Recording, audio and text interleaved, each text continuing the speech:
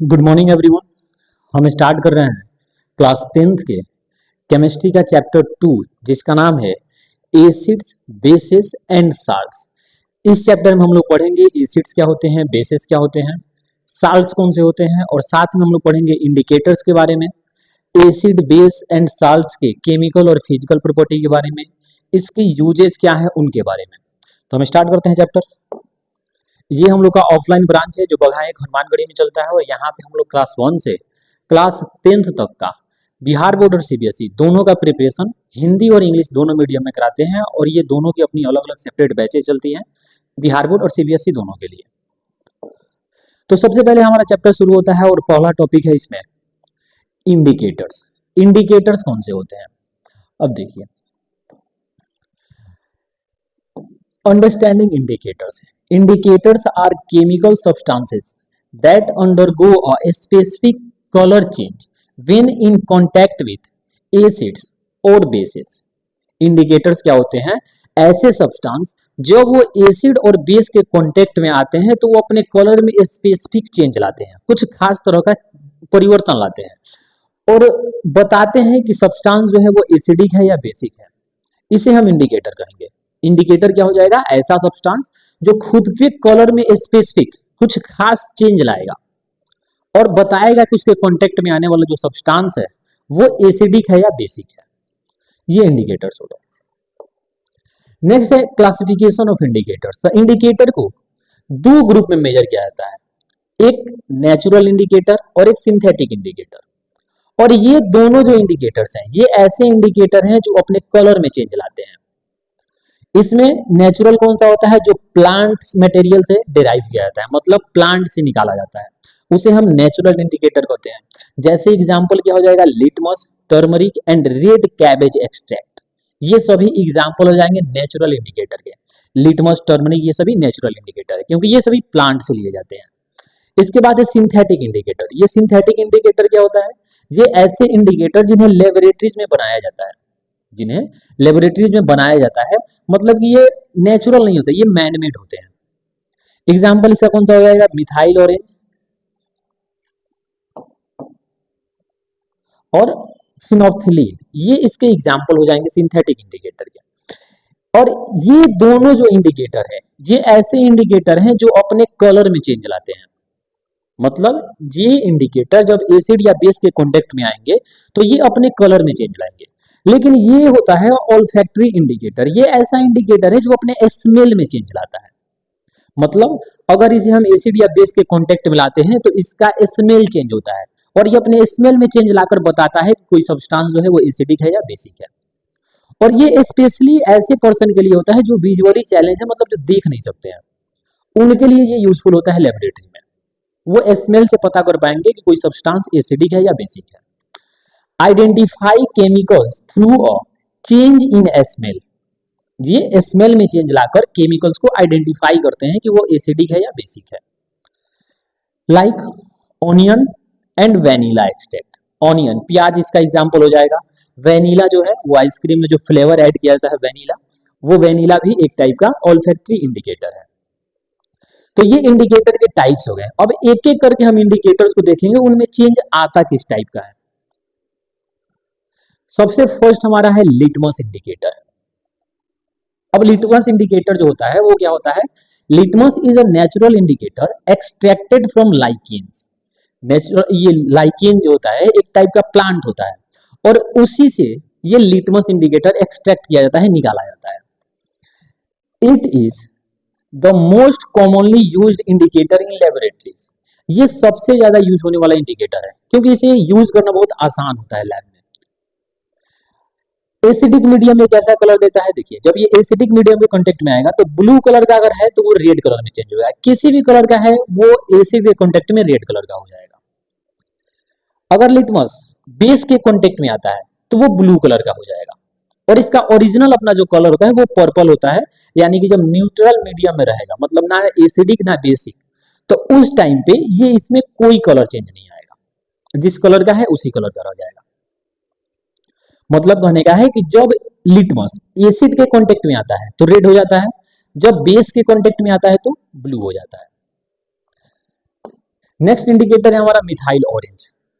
Methyl orange क्या होता है? मिथाइल, अच्छा, एक टाइप का ये सिंथेटिक इंडिकेटर है। इससे पहले जो लिटमस देखे थे वो नेचुरल इंडिकेटर था, वो प्लांट से एक्सट्रैक्ट किया जाता है, लेकिन ये मिथाइल ऑरेंज इसे लैब में बनाया जाता है। ये है मिथाइल ऑरेंज, ऐसे इसका पैकेजिंग होता है।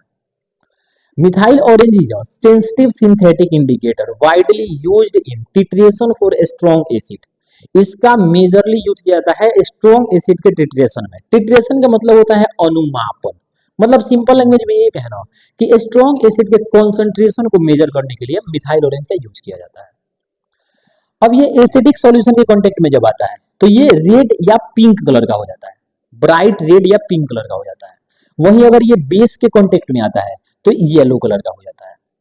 मिथाइल ऑरेंज अगर एसिड के कांटेक्ट में आए तो वो रेड या पिंक कलर देगा, और अगर बेस के कांटेक्ट में आता है तो ये येलो कलर देगा।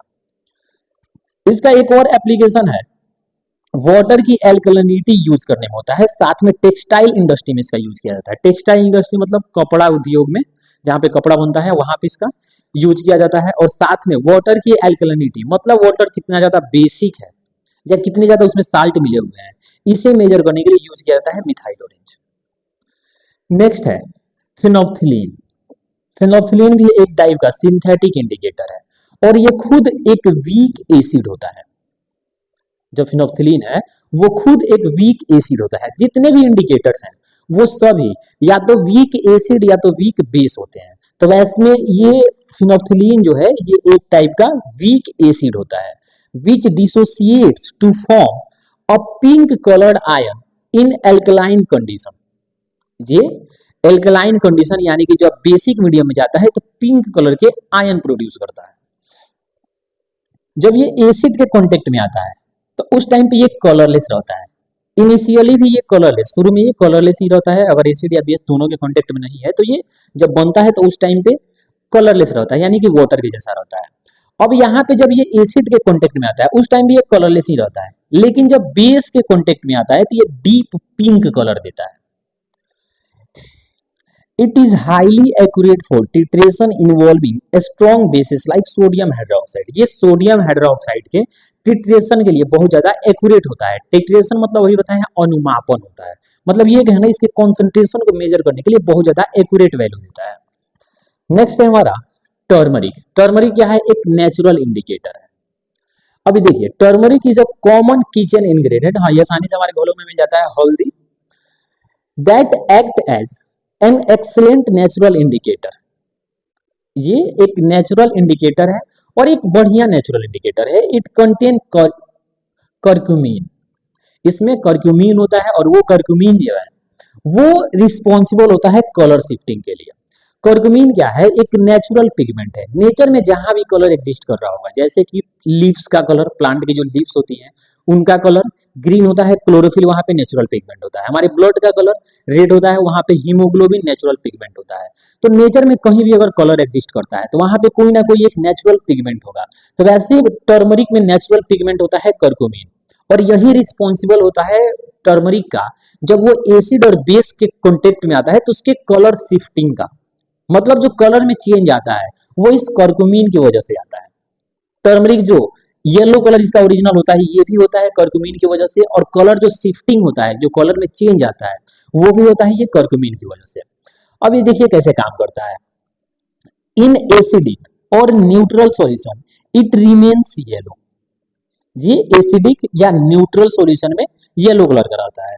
When exposed to a base like soap और detergent it turns reddish brown. जब ये बेस के कांटेक्ट में आता है तो उस टाइम पे रेडिश ब्राउन हो जाता है।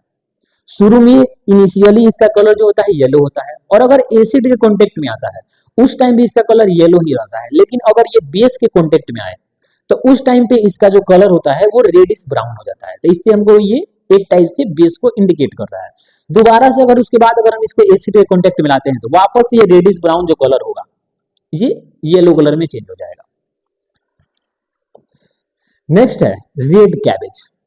रेड कैबेज में जो पिगमेंट होता है वो एंथोसाइनिन होता है। ये एंथोसाइनिन होता है। ये क्या होता है? That change colour across a wide range of pH value. ये पीएच रेंज के अलग अलग वैल्यू पे अलग अलग कलर देता है। अब ये पीएच क्या है, आगे अभी वीडियो में हम बताएंगे कि ये पीएच क्या होता है। बस अभी ये समझिए कि जो रेड कैबेज है ये अलग अलग पीएच पे अलग अलग कलर देता है। जैसे अगर पीएच वैल्यू 1 से 3 है, यानी कि अगर स्ट्रॉन्ग एसिड है, तो उस कंडीशन में रेड या डीप पिंक कलर देगा। अगर स्ट्रॉन्ग एसिड के कांटेक्ट में आता है तो ये रेड या डीप पिंक कलर देगा। वहीं अगर ये वीक एसिड या न्यूट्रल सब्सटेंस के कांटेक्ट में आता है तो उस टाइम पे ये पर्पल ब्लू कलर देगा, पर्पल या ब्लू कलर देगा, यानी कि पीएच 4 से 7 के बीच में। इसके बाद अगर ये वीक बेस के कांटेक्ट में आता है तो ग्रीन कलर देगा, यानी कि पीएच क्या 8 से 10 के अगर बीच में रहता है पीएच तो उस टाइम पे ये ग्रीन कलर देगा। इसके बाद अगर ये स्ट्रॉन्ग बेस के कांटेक्ट में आता है तो उस टाइम पे ये येलो कलर देगा। तो इसमें देख रहे हैं ये अलग अलग पीएच पे अलग अलग कलर दे रहा है, इसीलिए इसको ये कहा जाता है ना कि ये एक यूनिवर्सल इंडिकेटर की तरह काम करता है। यूनिवर्सल इंडिकेटर क्या है आगे अभी बताएंगे वीडियो में। नेक्स्ट हमारा onion as olfactory indicator. Olfactory indicators work by alternating the characteristic order of the substances when the acidity of the medium change. और हम बताएं कि ऑल्फैक्टरी इंडिकेटर क्या होते हैं, ऐसे इंडिकेटर जो अपने स्मेल में कुछ स्पेसिफिक चेंज लाकर बताते हैं कि कोई सब्सटेंस जो है वो एसिडिक है या बेसिक है। मतलब कि मीडियम की जब एसिडिटी यानी कि मीडियम जो है एसिड से न्यूट्रल हो या फिर बेसिक हो, उस कंडीशन में ये जो इंडिकेटर्स होते हैं ये खुद में चेंज लाएंगे स्मेल में और बताएंगे कि वो क्या है, एसिड है या बेस है, ये इंडिकेट करेंगे। ऑब्जर्वेशन क्या होता है देखिए, विथ एसिड ऑनियन क्या होता है, इसका जो स्मेल है पॉन्जेंट स्मेल वो रिटेन जैसा है वैसे रहता है, लेकिन वही जब ये बेस के कांटेक्ट में आता है तो इसका स्मेल गायब हो जाता है।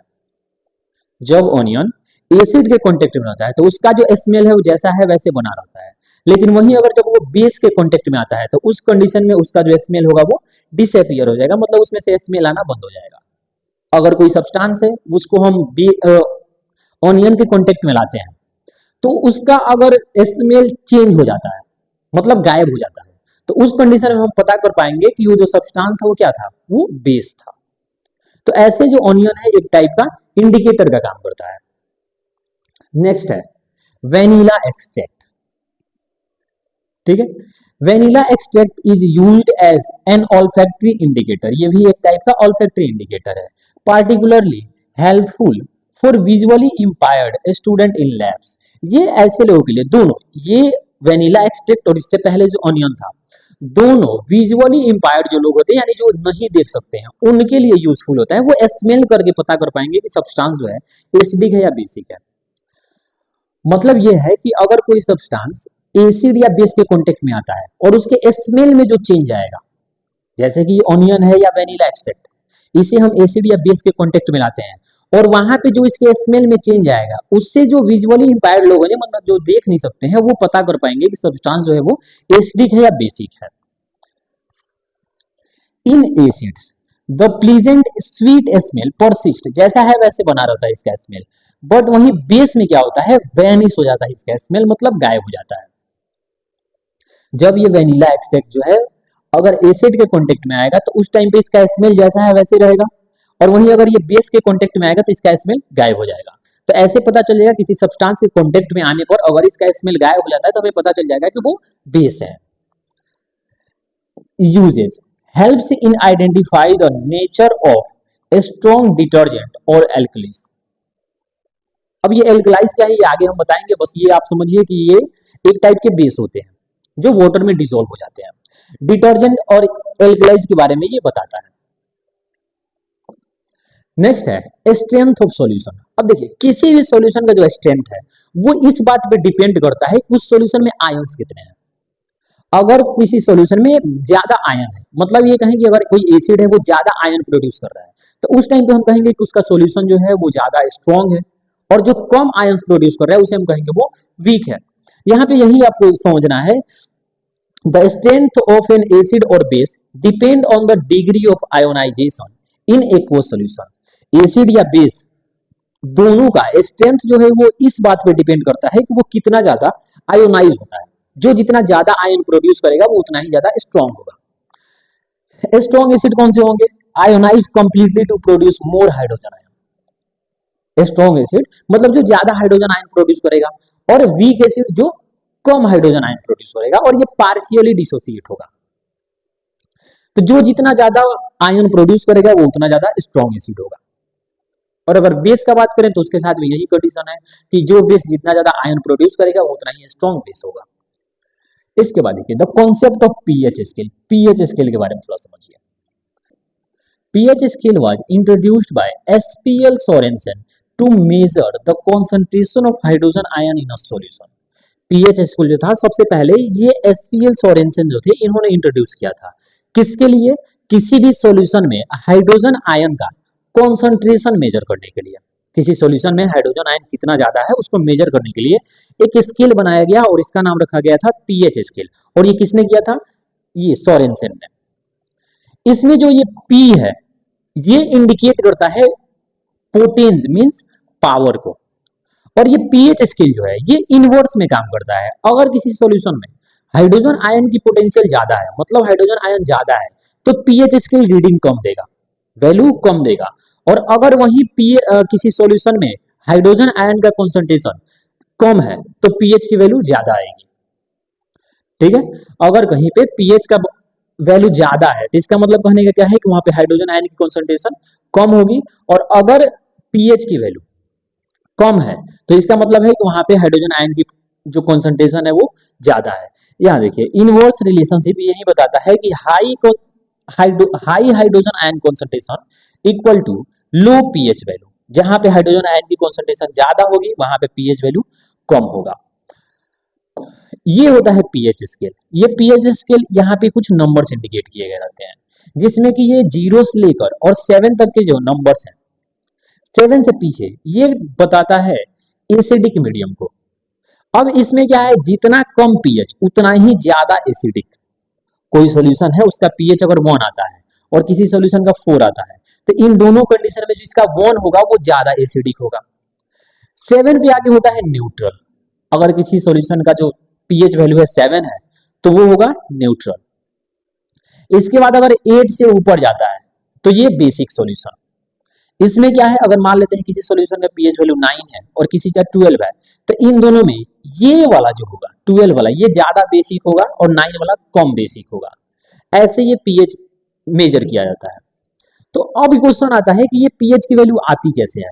तो यहाँ स्पेसिफिक कुछ कलर्स हैं जो कलर कुछ नंबर को इंडिकेट करते हैं। जैसे ये येलो कलर आ रहा है तो ये 4 को इंडिकेट कर रहा है, डीप रेड आ रहा है तो 0 को इंडिकेट कर रहा है, रेड आ रहा है तो 1 को इंडिकेट कर रहा है। ऐसे ये कलर जो है स्पेसिफिक नंबर को इंडिकेट करते हैं। और ये कलर्स आते कहाँ से है, तो ये आते हैं यूनिवर्सल इंडिकेटर से। यूनिवर्सल इंडिकेटर क्या होता है, एक मिक्सर होता है बहुत सारे इंडिकेटर का, जो कि अलग अलग पीएच वैल्यू के अलग अलग कलर देता है। अब यही यूनिवर्सल इंडिकेटर यूज करके ये पीएच मेजर किया जाता है। उस इंडिकेटर में, यूनिवर्सल जो इंडिकेटर है उसके कॉन्टेक्ट में अगर हम किसी सॉल्यूशन को लाते हैं और इंडिकेटर का कलर अगर ये ब्लू कलर का हो जाता है तो उसका पीएच वैल्यू 10 होगा, अगर ग्रीन होता है तो 7 होगा, और 7 अगर हो रहा है तो क्या है, न्यूट्रल है।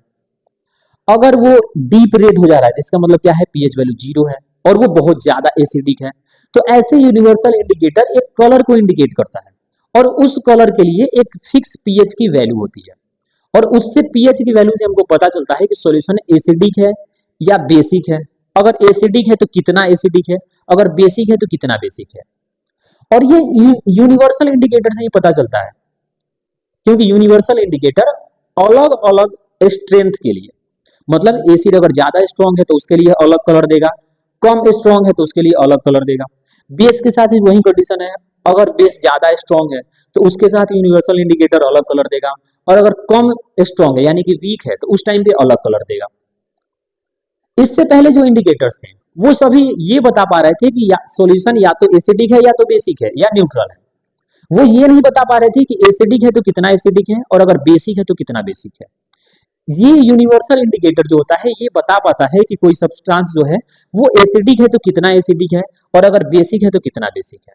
इसके लिए क्या होता है, एक चार्ट होता है, ये जो अभी बताए थे इससे पहले, जिसमें ये कलर्स के लिए नंबर इंडिकेट किए जा रहे थे इस पे। और ये होता है टेस्ट स्ट्रिप। इस पे अगर हम इसको डीप करते हैं किसी सॉल्यूशन में तो वहां से जो कलर आएगा वो नंबर को इंडिकेट करेगा। उस नंबर से हम पता करेंगे कि सॉल्यूशन जो है एसिडिक है या बेसिक है। इसके बाद ये डिजिटल प्रिसीजन आता है, यानी एक डिजिटल मीटर है, ये कह सकते हैं। ये सॉल्यूशन जब इसको डीप करते हैं तो यहीं से ये बता देता है कि उसका पीएच कितना है बस। ये काफी मॉडर्न टेक्नोलॉजी है। इससे पहले हमेशा ये यूनिवर्सल सॉल्यूशन ही यूज किया जाता था, यूनिवर्सल इंडिकेटर का जो सॉल्यूशन है वही यूज किया जाता था। PH in everyday life. अब देखिए, chemistry isn't just in test tube. जो केमिस्ट्री है वो बस केवल टेस्ट ट्यूब में नहीं है, उसके बाहर भी होता है। From our digestive system to the self defence of insect, pH balance in vital for survival. किसी भी ऑर्गेनिज्म के, चाहे वो प्लांट हो चाहे एनिमल हो, उस सब के लिए पीएच एक बैलेंस में रहे तभी जाके वो सर्वाइव कर सकता है। मतलब उसकी बॉडी के सर्वाइवल के लिए पीएच का एक फिक्स वैल्यू होता है कि इस पीएच वैल्यू से इस पीएच वैल्यू के रेंज के बीच में वो ऑर्गेनिज्म सर्वाइव करेगा, और उतना पीएच उसको बैलेंस करके रखना एकदम कंपलसरी होता है। अगर ऐसा ना हो तो वो सर्वाइव नहीं कर पाएगा। तो देखिए, अलग अलग जगहों पे कहाँ कहाँ पीएच का वैल्यू क्या होता है। जैसे कि हमारे डाइजेस्टिव सिस्टम में, डाइजेस्टिव सिस्टम में क्या होता है, our stomach produces hydrochloric acid to help in digestion, it maintain a highly acidic pH around 1.2। अब 1.2 समझ रहे हैं पीएच का वैल्यू, अगर 1.2 है तो वो कितना ज्यादा एसिडिक होगा। हमारे स्टमक में ये हाइड्रोक्लोरिक एसिड प्रोड्यूस होता है जो कि एसिडिक मीडियम प्रोवाइड करता है। और वो एसिडिक मीडियम क्यों जरूरी है, क्योंकि हमारे स्टमक में जो पेप्सिन होता है वो जब प्रोटीन का डाइजेशन करता है तो उसको एक्टिवेट करने के लिए, मतलब ये कहें कि उसको अपने काम को करने के लिए वहां पे उसको एसिडिक मीडियम चाहिए होता है, और वो एसिडिक मीडियम प्रोवाइड करता है ये हाइड्रोक्लोरिक एसिड। अगर ये ज्यादा हो जाए, यानी कि इनडाइजेशन की कंडीशन में क्या होता है, excess acid cause pain and irritation, इसको एसिडिटी वाला कंडीशन भी कहा जाता है। इस कंडीशन में अगर हाइड्रोक्लोरिक एसिड अगर ज्यादा प्रोड्यूस हो रहा है तो उस टाइम पे क्या हो जाता है, स्टमक में, पेट में पेन यानी दर्द होने लगता है, और इरिटेशन होने लगता है, मतलब किसी काम को करने का मन नहीं करेगा, अजीब सा फील होता है। एंटासिड क्या होता है, अब देखिए, अब ये तो है एसिड, इसमें यूज किया जाता है मिल्क ऑफ मैग्नीशिया, इसे एंटासिड कहा जाता है, जो कि एक टाइप का माइल्ड बेस है। ठीक, ये क्या करता है कि जो एक्सेस एसिड है उसको न्यूट्रलाइज कर देता है। मतलब इनडाइजेशन के कंडीशन में क्या होता है कि हमारी बॉडी में ज्यादा, स्टमक में ज्यादा एसिड प्रोड्यूस हो जाता है, जिसकी वजह से बहुत सारी प्रॉब्लम होने लगती है। तो उसके उस कंडीशन में लिया जाता है मिल्क ऑफ मैग्नीशिया, और ये मिल्क ऑफ मैग्नीशिया क्या करता है, जो एक्सेस एसिड है उसको न्यूट्रलाइज कर देता है। और ये रिएक्शन हम आगे बताएंगे आपको कि जो बेस है वो एसिड के साथ जब रिएक्शन करता है तो ये दोनों एक दूसरे के इफेक्ट को खत्म कर देते हैं, यानी कि बेस जो गया है तो वो जाके एसिड को खत्म कर देगा। और उस कंडीशन में यहाँ से साल्ट और वाटर बनता है, जिसे कि न्यूट्रलाइजेशन कहा जाता है। तो ये हो गया हमारे डाइजेस्टिव सिस्टम का पीएच। अगर ज्यादा हो जाता है फिर भी प्रॉब्लम, कम हो जाता है तभी प्रॉब्लम। इसीलिए स्टमक के पीएच को इसी के आसपास बैलेंस्ड रहना पड़ता है। अगर ज्यादा हो जाए तो उस कंडीशन में क्या होता है, मिल्क ऑफ मैग्नीशिया लिया जाता है, एसिडिटी कंडीशन बनती है, उस टाइम पे मिल्क ऑफ मैग्नीशिया लिया जाता है। नेक्स्ट है डेंटल हेल्थ। देखिएगा, टूथ इनेमल। इनेमल क्या होता है, ये टूथ का जो सबसे ऊपर वाला पार्ट होता है ना, इसको इनेमल कहा जाता है, और ये ह्यूमन बॉडी का सबसे हार्डेस्ट पार्ट होता है। हमारी बॉडी में सबसे हार्ड वाला जो पार्ट होता है ये यही होता है, enamel is the hardest substance in the body, but it start to corrode when the oral pH falls below 5.5। हमारे माउथ का पीएच जो होता है 5.5 होता है, और अगर इससे कम होगा तो ये कोरोड होने लगता है। रीजन क्या है ना, ये देख रहे हैं 5.5 यानी कि बेसिक है, और अगर इससे और कम होता है तो और ज्यादा एसिडिक हो जाएगा। तो उस कंडीशन में क्या होगा, ये जो इनेमल होता है ये नेचर से बेस होता है, तो उस टाइम पे क्या होगा, ये एक्सेस जो एसिड है उसको कोरोड करने लगेगा, उसको खत्म करने लगेगा। इससे पहले अभी बताएं कि एसिड बेस जब रिएक्शन करता है तो एक दूसरे को खत्म कर देता है। तो जब यहाँ से एक्सेस वाला जो एसिड है उसके कॉन्टेक्ट में आएगा, जब एक्सेस एसिड जब ये इनेमल के कॉन्टेक्ट में आएगा तो इसको क्या करेगा, कोरोड करने लगेगा, धीरे धीरे से खत्म करने लगेगा। तो ये होता कब है, जब माउथ में जो बैक्टीरिया होते हैं वो शुगर को ब्रेक डाउन करते हैं एसिड में। जो हमारे माउथ में बैक्टीरिया होते हैं वो शुगर को, जो दांतों में अगर शुगर फंस जाता है या फूड ग्लूकोज वगैरह फंस जाए तो उसको ये ब्रेक डाउन करता है एसिड में। इसको इससे कैसे हम बच सकते हैं, तो बेसिक जो टूथपेस्ट है वो न्यूट्रलाइज करता है एक्सेस एसिड को। तो इसीलिए क्या है कि हम 2 बार यानी अपने मील के बाद इससे हम ब्रश करें, बेसिक जो टूथपेस्ट है उससे। फैक्ट क्या है देखिए, regular cleaning prevent acid attack on teeth. सही बात है, अगर हम रेगुलर क्लीन करते रहेंगे तो हमारे माउथ में शुगर ही नहीं बचेगा, तो उसको बैक्टीरिया ब्रेक डाउन कहाँ से करेगा एसिड में। तो इसलिए अगर हम रेगुलर टीथ को अगर क्लीन करते हैं, साफ करते हैं दांत को, तो उस कंडीशन में क्या होगा, ये एक्सेस जो एसिड प्रोड्यूस हो रहा है ऐसी कंडीशन नहीं आएगी और जो हमारे दांत है वो ज्यादा दिन तक हेल्दी रहेंगे। इसके बाद है ऑप्टिमल पीएच 6 to 7। ये है हमारे सॉइल के लिए।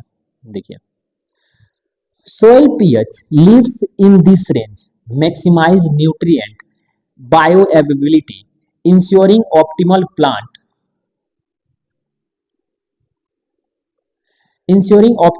development। मतलब ये कहे ना कि जो सोइल का पीएच होता है वो 6 से 7 के बीच में रहता है, तभी जो प्लांट है वो हेल्दी वे में सर्वाइव कर पाएंगे, मतलब स्वस्थ रह पाएंगे।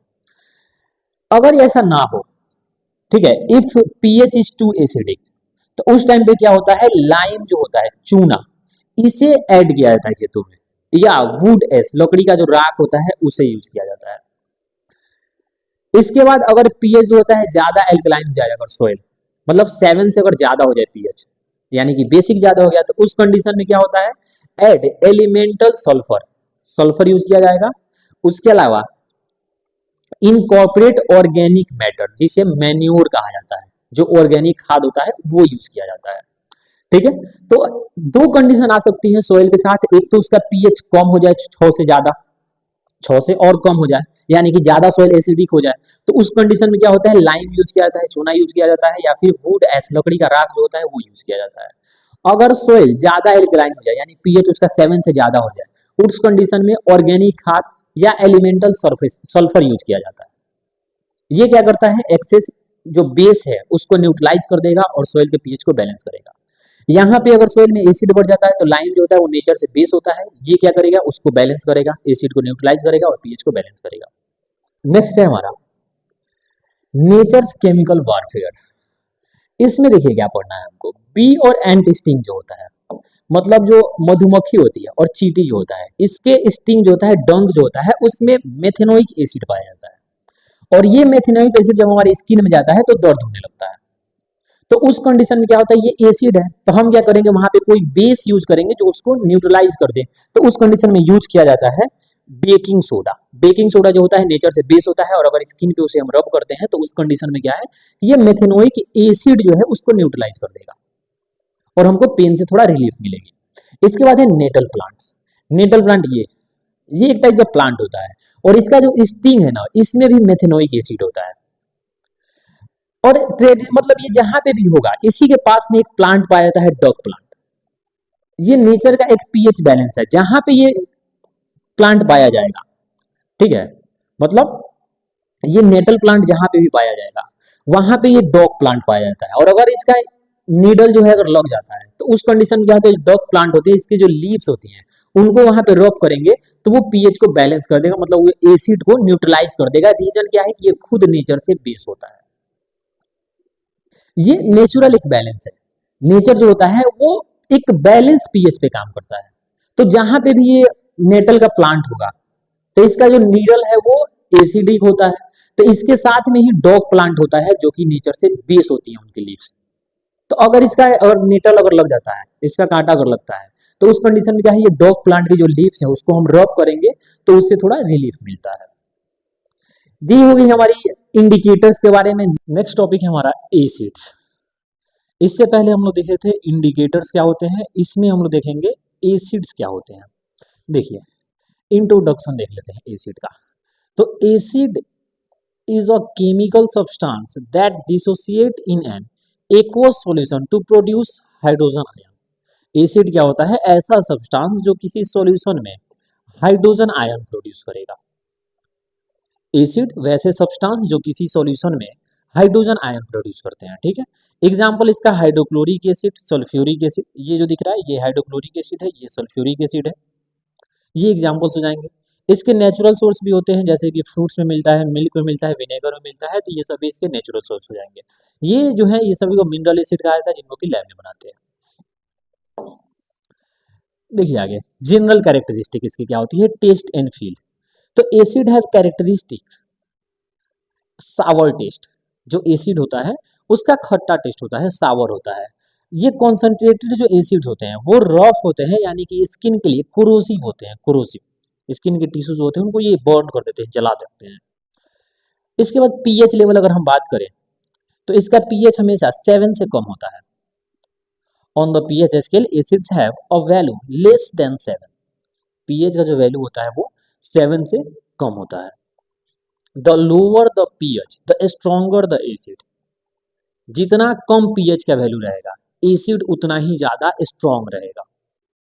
पीएच के साथ में इससे पहले बताए हुए इंडिकेटर वाले में टॉपिक में कि जो पीएच का वैल्यू होता है वो हाइड्रोजन आयन को मेजर करता है, और जितना ज्यादा हाइड्रोजन आयन पीएच का वैल्यू उतना ही कम, यानी कि जितना ज्यादा हाइड्रोजन आयन होगा पीएच का वैल्यू उतना ही कम होगा और एसिड उतना ही ज्यादा स्ट्रॉन्ग होगा। पीएच का वैल्यू जितना कम एसिड उतना ही ज्यादा स्ट्रॉन्ग। लिटमस के साथ अगर हम बात करें तो ये ब्लू लिटमस को रेड में चेंज कर देता है। एसिड जो होता है वो ब्लू लिटमस को रेड में चेंज कर देता है। ये इसकी फिजिकल कैरेक्टरिस्टिक्स हो गई। मिनरल एसिड देखिएगा, derive from minerals of the earth, these are often called inorganic acid. जो मिनरल एसिड होते हैं वो मिनरल से बनाए जाते हैं और इनको इनऑर्गेनिक एसिड भी कहा जाता है। They are highly powerful and widely used in industry. ये बहुत ज्यादा पावरफुल होते हैं और इसका बहुत ज्यादा यूज किया जाता है इंडस्ट्रीज में। ये जो मिनरल एसिड होते हैं इनको बनाया कैसे जाता है, तो अर्थ पे जो मिनरल्स हैं उनसे मिला के बनाया जाता है और इसको इनऑर्गेनिक एसिड भी कहा जाता है। ठीक है, और इसका जो है बहुत ज्यादा इंडस्ट्री में यूज होता है। इसके कॉमन एग्जांपल्स हैं hydrochloric acid, sulphuric acid, nitric acid. ये इसके कॉमन एग्जांपल हैं। इसके बाद ऑर्गेनिक एसिड, ये विनेगर में पाया जाता है, एसिटिक एसिड, ये सभी ऑर्गेनिक एसिड है। मतलब ये कहना कि इन सबको लैब में नहीं बनाया जाता है, ये नेचर से मिलता है हमको, तो इसको ऑर्गेनिक एसिड कहा जाता है। लेमन और ऑरेंज में मिलता है साइट्रिक एसिड, सावर मिल्क और कर्ड में मिलता है लैक्टिक एसिड, टर्मरिन या ग्रेप्स जो होते हैं इनमें टर्टरिक एसिड। मतलब ये सभी एसिड्स हैं और ये इनके सोर्स हैं, मतलब इन सभी में ये मिलते हैं। जैसे विनेगर में एसिटिक, लेमन ऑरेंज में साइट्रिक, सावर मिल्क में लैक्टिक एसिड, टर्मरिन, ग्रेप्स, इन सब में टर्टरिक एसिड। तो ये हो गए सोर्स और इसमें मिलने वाले ये एसिड्स। इसके बाद देखिए स्ट्रॉन्ग एसिड क्या होता है। स्ट्रॉन्ग एसिड जिसमें आयोनाइजेशन की कैपेसिटी जो है वो 100% हो, मतलब वो कंप्लीटली आयोनाइज हो जाए। आयोनाइज होने मतलब क्या है, वो आयंस में ब्रेक हो जाए, टूट जाए। जैसे यहाँ एग्जांपल ये हाइड्रोक्लोरिक एसिड, ये हाइड्रोजन आयन और क्लोरीन आयन में ब्रेक होगा। तो अगर ये कंप्लीट हाइड्रोजन आयन जितना भी हाइड्रोक्लोरिक एसिड है वो हाइड्रोजन आयन और क्लोरीन आयन में ब्रेक हो जा रहा है, तो हम कहेंगे कि इसका आयोनाइजेशन क्या है, 100% है। और अगर 100% है तो ये कैसा एसिड हुआ, strong acid. Strong acid undergo complete dissociation in water, releasing high concentration of hydrogen ions. ये वाटर में कंप्लीटली डिसोसिएट हो जाते हैं, कंप्लीटली टूट जाते हैं, किसमें, आयंस में। इसके एग्जांपल्स हो जाएंगे hydrochloric acid, sulphuric acid, nitric acid. ये सभी जो है ये स्ट्रॉन्ग एसिड्स होते हैं, मतलब ये 100% आयोनाइज हो जाते हैं वाटर में। अगर इसको हम वाटर में मिलाते हैं तो हाइड्रोजन और क्लोरीन आयन में ये ब्रेक हो जाएंगे। जैसे यहाँ पे हाइड्रोक्लोरिक एसिड को देख रहे हैं, हाइड्रोजन आयन और क्लोरीन आयन, ये आयन में ब्रेक हो गया है। आगे है वीक एसिड। अब जैसे इससे पहले स्ट्रॉन्ग एसिड के लिए क्या था, वो कंप्लीट आयोनाइज हो जाएगा। ये वीक एसिड ये नहीं होगा, पार्शियल आयोनाइजेशन, मतलब these acids do not break down completely in water, most molecules remain as whole natural units। मतलब ये कंप्लीटली डिसोसिएट नहीं होता है। जैसे इससे पहले स्ट्रॉन्ग एसिड में क्या था, वो कंप्लीटली आयंस में डिसोसिएट हो जा रहे थे, लेकिन ये कंप्लीटली डिसोसिएट नहीं होता है। जैसे ये एग्जांपल इसका, ठीक है, जैसे ये एसिड है और यहाँ से देख रहे हैं यहाँ से हाइड्रोजन आयन प्रोड्यूस हुआ, बट अभी भी यहाँ पे हाइड्रोजन बचा हुआ है, तो ये कंप्लीटली आयन में डिसोसिएट नहीं होता है। तो इसमें क्या होता है, they produce much smaller amount of hydrogen ions compare to strong acid. ये स्ट्रॉन्ग एसिड से कम हाइड्रोजन आयन प्रोड्यूस करते हैं। इसका रीजन क्या है, जो स्ट्रॉन्ग एसिड होता है वो कंप्लीटली डिसोसिएट हो जाता है, तो ज्यादा हाइड्रोजन आयन प्रोड्यूस करेगा, लेकिन ये पार्शियली होता है, इसीलिए ये कम हाइड्रोजन आयन प्रोड्यूस करता है। नेक्स्ट है concentrate versus dilute acid. Concentrate और डाइल्यूट कहने का मतलब क्या है ना, जिसमें एसिड का परसेंटेज ज्यादा और वाटर का परसेंटेज कम होगा तो उसे हम कॉन्सेंट्रेट एसिड कहेंगे। और जहां पे सॉल्यूशन में एसिड का परसेंटेज कम हो और वाटर का परसेंटेज ज्यादा हो तो उसे हम डाइल्यूट एसिड कहेंगे। दोनों में अगर हम मेजर डिफरेंस देखें तो कंसंट्रेट एसिड जो होगा इसमें एसिड का परसेंटेज हाई होगा और इसमें डाइल्यूट एसिड में लो होगा एसिड का परसेंटेज। अगर हम वाटर का देखें तो जो कंसंट्रेट एसिड है इसमें वाटर कम होगा और डाइल्यूट एसिड में वाटर जो होगा वो लार्ज अमाउंट में होगा, मतलब ज्यादा होगा। अगर इसमें रिएक्टिविटी देखें तो ये हाईली रिएक्टिव होता है। जो कंसंट्रेट एसिड होता है ये हाईली रिएक्टिव होगा और डेंजरस होता है। डाइल्यूट एसिड जो होता है मॉडरेटली रिएक्टिव होता है, मतलब इससे कम रिएक्टिव होता है। एग्जाम्पल इसके फॉर्मिंग हाइड्रोक्लोरिक एसिड, और इसी में अगर वाटर ऐड कर देते हैं तो ये इसका एग्जाम्पल हो जाएगा। तो ये डिफरेंसेस होती हैं कंसंट्रेट एसिड और डाइल्यूट एसिड में। नेक्स्ट है why all acid share common property. हाँ बस ये इससे पहले हम देखे थे कि एसिड जो होता है टेस्ट में सावर होता है, लिटमस को रेड में चेंज कर देता है। तो ये सारी प्रॉपर्टी सभी एसिड की कॉमन कैसे होती है, एक जैसी कैसे होती है? इसका रीजन है हाइड्रोजन आयन। अब देखिए formation of hydrogen ion, the universal factor. देखिएगा all acid produce hydrogen ion, सभी एसिड में ये चीज कॉमन होता है कि जितना भी एसिड है वो वाटर में हाइड्रोजन आयन प्रोड्यूस करेगा। It is these ions that are responsible for the acidic behaviour. जितना एसिड है वो सभी वाटर में हाइड्रोजन आयन प्रोड्यूस करता है और वो हाइड्रोजन आयन ही है जो कि एसिडिक बिहेवियर के लिए रिस्पॉन्सिबल होता है, मतलब इसी के वजह से एसिडिक बिहेवियर होता है। In water hydrogen ions can not exist alone, they combine with water to form hydronium ions. मतलब हाइड्रोजन आयन जो है ये फ्रीली नहीं रह सकता है, अकेले नहीं रहता है। तो ये क्या करता है, वाटर के साथ कंबाइन होता है, ये हाइड्रोजन आयन, ये वाटर, इसके साथ मिलकर ये हाइड्रोनियम आयन बना लेता है। और ये हाइड्रोजन आयन आता कहां से है, तो एसिड से प्रोड्यूस होता है।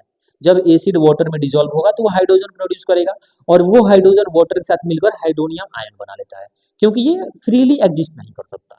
इसके बाद है हाइड्रोजन वर्सेस एसिडिटी। अब देखिएगा एसिडिक कंपाउंड जैसे कि hydrochloric acid, sulphuric acid contained hydrogen and ionised in water to show acidic properties.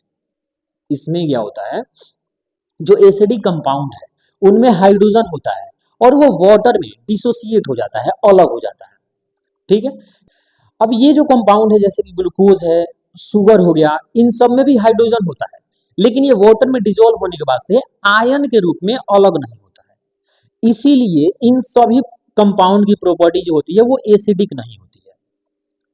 तो जितने भी कंपाउंड है जिनमें कि हाइड्रोजन पाया जाता है जरूरी नहीं है कि वो सभी एसिड ही हो। जिसमें से हाइड्रोजन आयन के फॉर्म में डिसोसिएट होगा, अलग होगा, वो एसिड होगा, जिसमें से अलग नहीं होगा वो एसिड नहीं होगा। तो यहाँ पे ये जो कंपाउंड है हाइड्रोक्लोरिक एसिड, सल्फ्यूरिक एसिड, इन सब में हाइड्रोजन है और ये वाटर में डिसॉल्व होने के बाद से डिसोसिएट होता है, टूटकर अलग होता है। लेकिन ये जो ग्लूकोज हो गया और इसके अलावा जो शुगर होता है उसमें भी हाइड्रोजन होता है, लेकिन वो वाटर में डिसॉल्व होने के बाद से आयन के फॉर्म में अलग नहीं होता है, आयन के रूप में वहां से टूटता नहीं है। तो ये एसिडिक प्रॉपर्टी शो नहीं करता है, एसिडिक बिहेवियर शो नहीं करता है। लेकिन यहाँ पे जब हाइड्रोजन आयन प्रोड्यूस होते हैं तो ये एसिडिक बिहेवियर शो करता है। Not all hydrogen containing compounds are acids, इसीलिए जितने भी हाइड्रोजन वाले कंपाउंड है वो सभी एसिड नहीं होते हैं। नेक्स्ट देखिए केमिकल प्रॉपर्टीज ऑफ एसिड। तो पहला है मेटल के साथ में रिएक्शन, तो ये जब मेटल के साथ रिएक्शन करता है तो हाइड्रोजन गैस प्रोड्यूस करता है, साथ में साल्ट बनाता है। विथ कार्बोनेट, जब ये कार्बोनेट के साथ रिएक्शन करेगा कार्बन डाइऑक्साइड गैस, वाटर और साल्ट प्रोड्यूस करेगा। न्यूट्रलाइजेशन में क्या होता है, ये बेस के साथ में रिएक्ट करता है तो साल्ट और वाटर फॉर्म करता है। यहाँ पे नोट करने वाला बात ये है कि जो इसमें नाइट्रिक एसिड होता है वो मेटल से रिएक्शन करके हाइड्रोजन गैस नहीं देता है। रीजन क्या है कि जो नाइट्रिक एसिड होता है वो स्ट्रॉन्ग ऑक्सीडाइजिंग एजेंट होता है। जैसे यहाँ से रिएक्शन में हाइड्रोजन गैस प्रोड्यूस होता है उसको वो ऑक्सीडाइज कर देता है और वहां से वाटर बना देता है। इसीलिए याद रखेंगे कि जो नाइट्रिक एसिड होता है वो मेटल से रिएक्शन करके हाइड्रोजन गैस नहीं प्रोड्यूस करता है। रीजन क्या है कि वो एक स्ट्रॉन्ग ऑक्सीडाइजिंग एजेंट है और वो हाइड्रोजन को ऑक्सीडाइज कर देता है जिससे वहां पे वाटर बन जाता है। आगे देखिए acidic acids react with metals. Acid जो होता है मेटल के साथ कैसे रिएक्शन करता है। Active metals displace hydrogen from dilute acid. मतलब ये हाइड्रोक्लोरिक एसिड है, अगर ये जिंक यानी मेटल है इससे रिएक्शन करेगा तो यहाँ से बनाएगा ये साल्ट, और साथ में यहाँ से अलग हो जाएगा हाइड्रोजन गैस। ठीक है, ये H2 गैस यहाँ से बनता है। तो हम देख रहे हैं जो एसिड है मेटल के साथ में जब रिएक्शन करता है तो साल्ट बनाता है और साथ में हाइड्रोजन गैस प्रोड्यूस होती है। ठीक है, आगे देखिए, hydrogen gas evolve as bubbles. Hydrogen gas जो होता है इसमें बबल के जैसा प्रोड्यूस होता है। ठीक है, और इसका अगर हमको टेस्ट करना है तो इसके लिए ये अरेंजमेंट होता है। इसमें क्या होता है कि ये एक टेस्ट ट्यूब है, इसमें हम एसिड ले लेंगे। ठीक है, यहाँ पे सल्फ्यूरिक नहीं, कोई भी एसिड हो सकता है, तो हमारा यहाँ हाइड्रोक्लोरिक एसिड है तो हम यहाँ पे हाइड्रोक्लोरिक एसिड ही इंडिकेट करते हैं। तो हाइड्रोक्लोरिक एसिड ले लेंगे और इसके साथ जब हम जिंक ग्रेनल्स, जिंक के जो दाने हैं उनसे अगर हम रिएक्शन कराते हैं तो उस कंडीशन में यहाँ से एक गैस प्रोड्यूस होगी। उस गैस को अगर हम ऐसे टेस्ट ट्यूब से लाकर ऐसे सोप सॉल्यूशन में, ये सोप सॉल्यूशन है, इससे अगर पास कराते हैं तो यहाँ से बबल्स बनेंगे, और उन बबल्स के साथ पास अगर हम ये बर्निंग कैंडल, जलता हुआ कैंडल लेकर आए तो ये पॉप साउंड के साथ जलेगा। और ये पॉप साउंड एक इंडिकेटर होता है हाइड्रोजन गैस का। ये पॉप साउंड जो होता है ये इंडिकेटर होता है हाइड्रोजन गैस का, क्योंकि हाइड्रोजन गैस जो होता है जब भी वो जलता है तो पॉप साउंड प्रोड्यूस करता है, फट फट का आवाज निकलता है। तो यहाँ से अगर पॉप साउंड प्रोड्यूस हो रहा है तो इससे हमें पता चलेगा कि यहाँ से निकलने वाला जो गैस था क्या है, हाइड्रोजन है। नेक्स्ट है कार्बोनेट एंड बाइकार्बोनेट्स। मतलब एसिड जो है वो कार्बोनेट, जैसे कैल्शियम कार्बोनेट, इससे जब रिएक्शन करता है तो कैल्शियम क्लोराइड बनाता है, साथ में वाटर और कार्बन डाइऑक्साइड गैस प्रोड्यूस करता है। मतलब जब एसिड कार्बोनेट से, मेटल के कार्बोनेट से जब रिएक्शन करता है, ये कैल्शियम मेटल हो गया और ये कार्बोनेट, तो जब मेटल के कार्बोनेट से रिएक्शन करता है तो वहां पे साल्ट बनता है, वाटर बनता है और साथ में कार्बन डाइऑक्साइड गैस प्रोड्यूस होती है। वहीं जब एसिड मेटल के बाइकार्बोनेट, इसे बाइकार्बोनेट कहा जाता है या मेटल का हाइड्रोजन कार्बोनेट कहा जाता है, इससे अगर रिएक्शन करता है तो यहाँ पे भी वही कंपाउंड प्रोड्यूस होते हैं। जैसे ये देख रहे हैं सोडियम, ये बाई कार्बोनेट हाइड्रोक्लोरिक एसिड से जब रिएक्शन कर रहा है तो यहाँ से सोडियम क्लोराइड बन रहा है यानी कि साल्ट बन रहा है, वाटर बन रहा है और साथ में यहाँ से कार्बन डाइऑक्साइड गैस प्रोड्यूस हो रही है। तो एसिड जो है कार्बोनेट से रिएक्शन करे या फिर बाइकार्बोनेट से, दोनों कंडीशन में जो प्रोडक्ट होगा साल्ट, वाटर और कार्बन डाइऑक्साइड गैस होगा। यहाँ भी साल्ट, वाटर और कार्बन डाइऑक्साइड गैस होगा। दोनों ही कंडीशन में जो प्रोडक्ट होता है वो साल्ट होता है, वाटर होता है और कार्बन डाइऑक्साइड गैस होती है, यही प्रोड्यूस होता है। और ये वाला जो रिएक्शन है इसी का यूज होता है फायर एक्सटिंग्विशर में। आगे देखिए, testing of carbon dioxide gas. अब किसी रिएक्शन से अगर कार्बन डाइऑक्साइड निकल रहा है तो उसको कैसे टेस्ट करेंगे। जैसे अभी पहले बताएं कि अगर हाइड्रोजन गैस प्रोड्यूस हो रहा है तो उसको कैसे टेस्ट किया जाता है, तो हाइड्रोजन गैस जो होता है वो पॉप साउंड के साथ जलता है, तो वैसे हम टेस्ट कर सकते हैं हाइड्रोजन गैस को। अगर बर्निंग के बाद से पॉप साउंड प्रोड्यूस हो रहा है तो वो गैस हाइड्रोजन गैस है। और कार्बन डाइऑक्साइड के साथ में क्या होता है, carbon dioxide is passed, when carbon dioxide is passed through lime water it turns milky due to wide precipitate of calcium carbonate। मतलब ये होता है लाइम, ठीक है, इसे लाइम वाटर कहा जाता है, कैल्शियम हाइड्रोक्साइड। इससे जब कार्बन डाइऑक्साइड गैस पास करती है तो यहाँ से बनता है कैल्शियम कार्बोनेट। ये व्हाइट कलर का प्रिसिपिटेट होता है, ये इनिशियल कलर है इसका लाइम वाटर का, कैल्शियम हाइड्रोक्साइड का।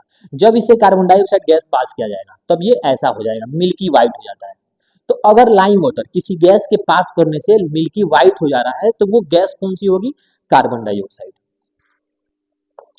नेक्स्ट है हमारा न्यूट्रलाइजेशन रिएक्शन। न्यूट्रलाइजेशन रिएक्शन क्या होता है, ये एसिड और बेस के बीच में जब रिएक्शन हो और वहां पे साल्ट और वाटर बनता है तो इसे कहा जाता है न्यूट्रलाइजेशन रिएक्शन।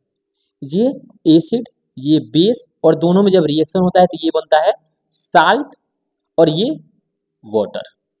तो जब एसिड और बेस में रिएक्शन हो और साल्ट वाटर बने तो उस रिएक्शन को कहा जाता है न्यूट्रलाइजेशन रिएक्शन।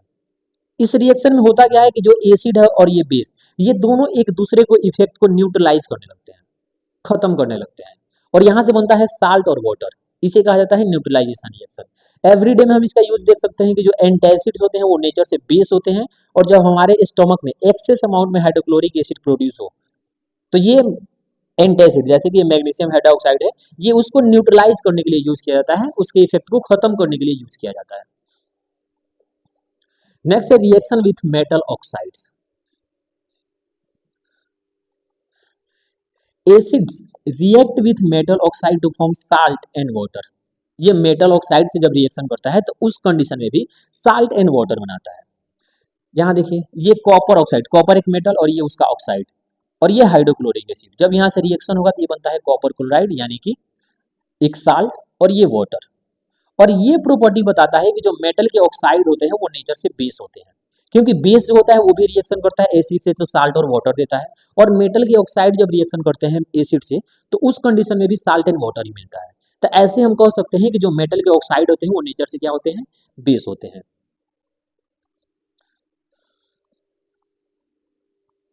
तो ये हो गया रिएक्शन विथ मेटल ऑक्साइड। तो एसिड जो होता है मेटल ऑक्साइड से भी रिएक्शन करता है तो उस टाइम पे साल्ट और वाटर ही प्रोड्यूस करता है। तो ये हो गया एसिड का केमिकल प्रॉपर्टी, मतलब वो अलग अलग सब्सटेंस से कैसे रिएक्शन करता है। एसिड जो है नॉन मेटल से कोई रिएक्शन नहीं करता है। नेक्स्ट है इसके यूजेस क्या क्या है। तो इसका देखिए सल्फ्यूरिक एसिड जो होता है इसका यूज होता है कार या इन्वर्टर बैटरीज में, फार्म फर्टिलाइजर में, फर्टिलाइजर बनाने में, और पेट्रोलियम की रिफाइनिंग में। आगे हाइड्रोक्लोरिक एसिड है, इसके बाथरूम क्लीनर में यूज होता है, साफ करने में ये।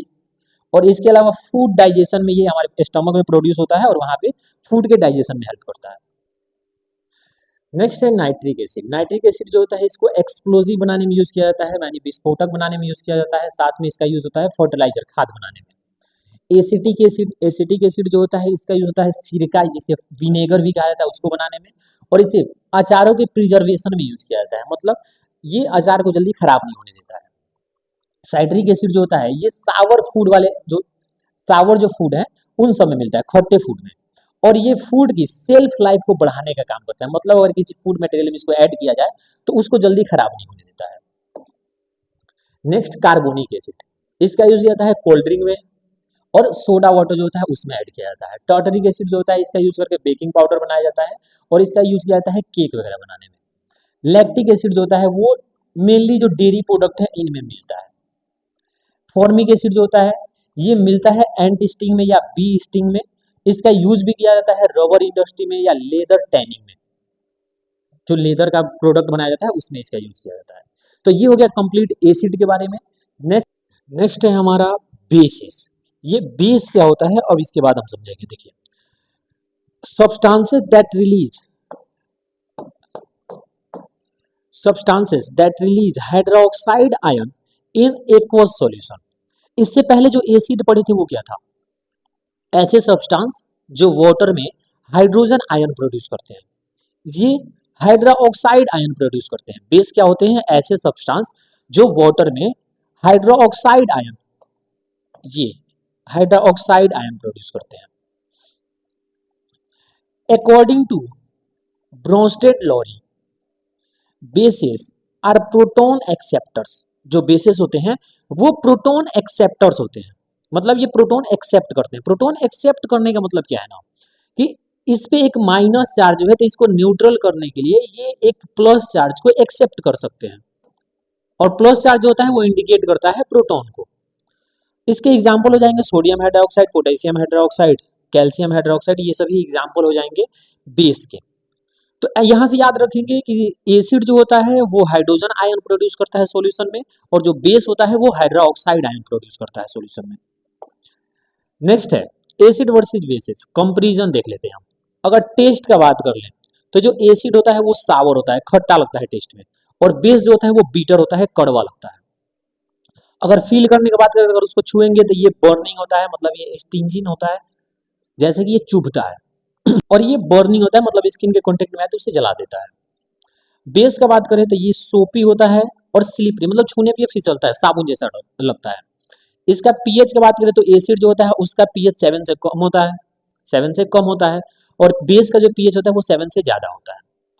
लिटमस टेस्ट का बात करें तो ये ब्लू लिटमस को रेड में चेंज कर देता है, और ये रेड लिटमस को ब्लू में चेंज कर देता है। जो एसिड होता है वो ब्लू लिटमस को रेड कलर में चेंज कर देगा, और जो बेस होगा वो रेड लिटमस को ब्लू में चेंज कर देगा।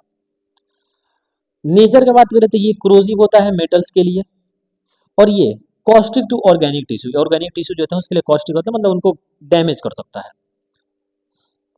आगे देखिए वाटर सोल्यूबल बेसिस यानी एल्कलीज, जो वाटर में soluble bases that are soluble in water are specially referred as alkalis. जो बेस वाटर में सोल्यूबल होता है उसे एल्कलीज कहा जाता है।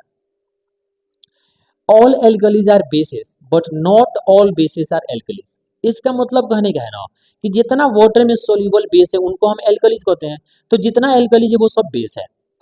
But not all bases are alkalis, मतलब सभी बेस होता है वाटर में सोल्यूबल नहीं होता है, इसलिए हम उसको एल्कलीज नहीं कहेंगे। लेकिन जितना बेस डिजोल्व हो जाता है वो सबको हम एल्कलीज कहते हैं, तो इसलिए जितने एल्कलीज होते हैं वो सभी बेस हैं, लेकिन सभी बेस एल्कलीज नहीं है। इसके एग्जाम्पल हो जाएंगे सोडियम हाइड्रोक्साइड, पोटेशियम हाइड्रोक्साइड और कैल्शियम हाइड्रोक्साइड, ये सभी एल्कलीज है, मतलब ये सभी वाटर में सोल्यूबल बेस है। नेक्स्ट है हमारा क्लासिफिकेशन ऑफ बेसिस। जो बेस है उसको हम दो पार्ट में बांटते हैं, एक स्ट्रॉन्ग बेस और वीक बेस। स्ट्रॉन्ग बेस कहने का मतलब क्या है, ऐसे बेस जो वाटर में कंप्लीटली आयोनाइज हो जाएंगे और ज्यादा हाइड्रोक्साइड आयन प्रोड्यूस करेंगे। ऐसे बेस जो वाटर में कंप्लीटली आयोनाइज हो जाए और ज्यादा हाइड्रोक्साइड आयन प्रोड्यूस करे उसे हम स्ट्रॉन्ग बेस कहेंगे। इसके एग्जांपल ये हो जाएगा सोडियम हाइड्रोक्साइड, पोटेशियम हाइड्रोक्साइड। ये स्ट्रॉन्ग बेस होते हैं क्योंकि ये वाटर में कंप्लीटली आयोनाइज हो जाते हैं, मतलब ये ज्यादा हाइड्रोक्साइड आयन प्रोड्यूस करते हैं, इसलिए इनको हम कहेंगे स्ट्रॉन्ग बेस। इसके बाद वीक बेस क्या होते हैं, ऐसे बेस जो वाटर में पार्शियली आयोनाइज होते हैं और कम हाइड्रोक्साइड आयन प्रोड्यूस करते हैं, उन्हें हम वीक बेस कहते हैं। और इसके एग्जाम्पल हो जाएंगे अमोनियम हाइड्रोक्साइड, मैग्नीशियम हाइड्रोक्साइड, ये सभी एग्जाम्पल हो जाएगा वीक बेस का, क्योंकि ये वाटर में लेस अमाउंट में हाइड्रोक्साइड आयन प्रोड्यूस करता है, मतलब ये कंप्लीटली आयोनाइज नहीं होता है। नेक्स्ट देखिए physical property of bases. Bitter taste, इसका जो टेस्ट होता है वो बीटर होता है, कड़वा होता है। सोपी टच, छूने पर ये साबुन जैसा फील देता है। इंडिकेटर चेंज में ये रेड लिटमस को ब्लू कर देता है और फिनोल्फथलीन को पिंक कर देता है। जो ये बेस होता है इसका टेस्ट अगर देखें तो ये बीटर होता है, कड़वा लगता है टेस्ट में, छूने पर ये साबुन जैसा लगता है। और इंडिकेटर में अगर बात करें तो ये रेड लिटमस को ब्लू में चेंज कर देता है और फिनोल्फथलीन को पिंक कलर में। ये हो गई फिजिकल प्रॉपर्टी बेस की। इसके बाद देखिए केमिकल प्रॉपर्टी क्या है, मतलब इसमें हम लोग पढ़ेंगे रिएक्शन के बारे में, ये एसिड के साथ कैसे रिएक्शन करता है, मेटल के साथ में और मेटल ऑक्साइड के साथ में। तो देखिए, तो जब एसिड, ठीक है, एसिड जब बेस से रिएक्शन करता है, ये यहाँ पे एसिड है हाइड्रोक्लोरिक एसिड और ये बेस, जब ये आपस में रिएक्शन करेंगे तो इस रिएक्शन को कहा जाता है न्यूट्रलाइजेशन रिएक्शन। ये एसिड वाले टॉपिक में भी पढ़े थे न्यूट्रलाइजेशन रिएक्शन, और यहाँ भी है। इसमें एसिड जब बेस से रिएक्शन करता है तो ये साल्ट और वाटर प्रोड्यूस करता है और इस रिएक्शन को कहा जाता है neutralisation reaction. When an acid and base react they cancel each other's properties to form salt and water. जब एसिड और बेस आपस में रिएक्शन करता है तो वो एक दूसरे की प्रॉपर्टी को कैंसिल कर देता है और यहाँ से साल्ट और वाटर बनाता है, और इस रिएक्शन को कहा जाता है न्यूट्रलाइजेशन रिएक्शन। नेक्स्ट है reaction with non metal oxide. जो बेस होता है वो नॉन मेटल ऑक्साइड के साथ रिएक्शन करता है तो यहाँ से साल्ट और वाटर प्रोड्यूस करता है। Bases react with non metal oxide to form salt and water. This proves that non metal oxides are acidic in nature. इससे ये पता चलता है कि नॉन मेटल के ऑक्साइड जो होते हैं वो नेचर से एसिडिक होते हैं, क्योंकि बेस जो है एसिड से रिएक्शन करता है तभी वो साल्ट और वाटर प्रोड्यूस करता है। इससे पहले न्यूट्रलाइजेशन रिएक्शन में देखे थे। लेकिन नोट करने वाला बात यह है कि जितना भी नॉन मेटल का ऑक्साइड है वो सभी नेचर से एसिड नहीं होता है। एग्जाम्पल आप वाटर का ले सकते हैं, ये न्यूट्रल होता है, ये एसिडिक नहीं होता है। जो नॉन मेटल के ऑक्साइड हैं वो नेचर से एसिडिक होते हैं, लेकिन सभी नॉन मेटल के ऑक्साइड नेचर से एसिडिक नहीं होते हैं। इसका एक एग्जाम्पल ये वाटर आप देख सकते हैं। वाटर जो होता है एक हाइड्रोजन का ऑक्साइड है, यानी कि ये नॉन मेटल का ऑक्साइड है, लेकिन ये नेचर से न्यूट्रल होता है, एसिडिक नहीं होता है। नेक्स्ट है reaction with metal. Bases react with certain active metals to liberate hydrogen gas. This usually involves amphoteric metals like zinc and aluminium. जो बेस होता है वो सभी मेटल से रिएक्शन नहीं करता है, ये कुछ ही मेटल से रिएक्शन करता है और उस कंडीशन में हाइड्रोजन गैस प्रोड्यूस करता है। यहाँ जो बेस है ये जिंक से रिएक्शन कर रहा है और यहाँ से बना रहा है सोडियम जिंकेट, इसको सोडियम जिंकेट कहा जाता है, और साथ में प्रोड्यूस हो रहा है हाइड्रोजन गैस। तो ऐसे हम देख रहे हैं कि जो बेस होता है वो अगर मेटल से रिएक्शन करता है तो यहाँ से साल्ट बनता है और साथ में हाइड्रोजन गैस प्रोड्यूस होती है। और ये जो मेटल है इन सबको हम एम्फोटेरिक मेटल्स कहते हैं। करते हैं। मतलब कहने का है इनके जो ऑक्साइड होते हैं वो एसिडिक और बेसिक दोनों नेचर शो करते हैं। Amphoteric oxides are metallic oxides which show both acidic and basic behavior. They react with both acid and bases to produce salt and water. जो एम्फोटेरिक ऑक्साइड होते हैं वो नेचर से acidic और basic दोनों होते हैं। जब वो बेस से रिएक्शन करते हैं तो उस टाइम पे वो एसिड के जैसा बिहेव करते हैं, और जब एसिड से रिएक्शन करते हैं तो उस टाइम पे वो बेस के जैसा बिहेव करते हैं। इसके एग्जाम्पल हो जाएगा जिंक ऑक्साइड और एल्युमिनियम ऑक्साइड। ये दोनों बहुत ही ज्यादा इंपॉर्टेंट एम्फोटेरिक ऑक्साइड्स हैं। तो ये हो गया एम्फोटेरिक ऑक्साइड। ये कुछ एम्फोटेरिक ऑक्साइड के